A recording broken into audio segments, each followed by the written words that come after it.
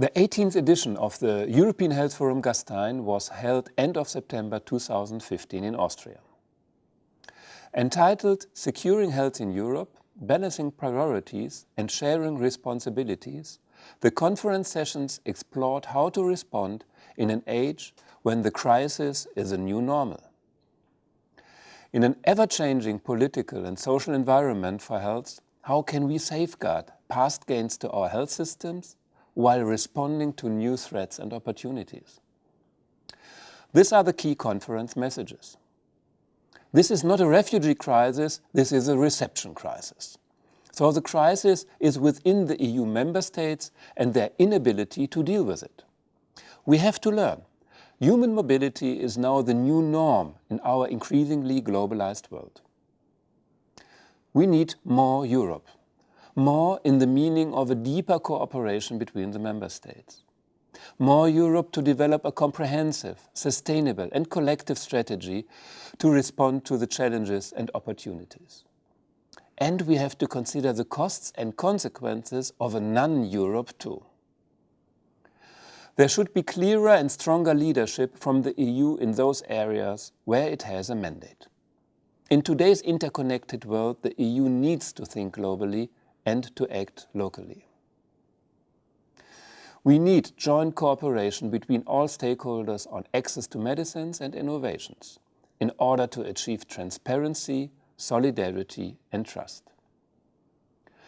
A paradigm shift is needed in the way we finance, organize and operate our health systems. We have to take into account demographic changes, rising healthcare costs, new patterns of disease, and a shortage of skilled health workers. Strengthened primary health care, a better workforce skill mix, and technological innovations will play a major role to solve these problems.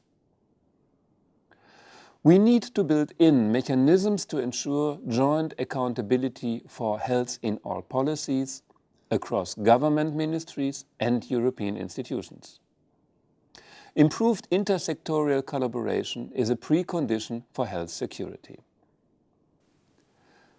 We must make better use of existing EU mechanisms to address health challenges. We need better implementation of existing regulations and awareness-raising campaigns so that the citizen and the policymakers are aware of what is already there. The European as a citoyen, the empowered, health-literate citizen, he is required to secure health in Europe. We should analyze and act on the data we already have. And we should persist in better translating research evidence into policy recommendations. Where appropriate, we should capitalize on new forms of data for health purposes. We need to move towards disseminating health intelligence rather than purely health information. The next pandemic will come. It's only a question of time. Therefore, we should keep being prepared and further increase cooperation between member states and international organizations to improve health security. The time for action is now, and in our actions, let's remember the core values and objectives upon which the European Union was founded.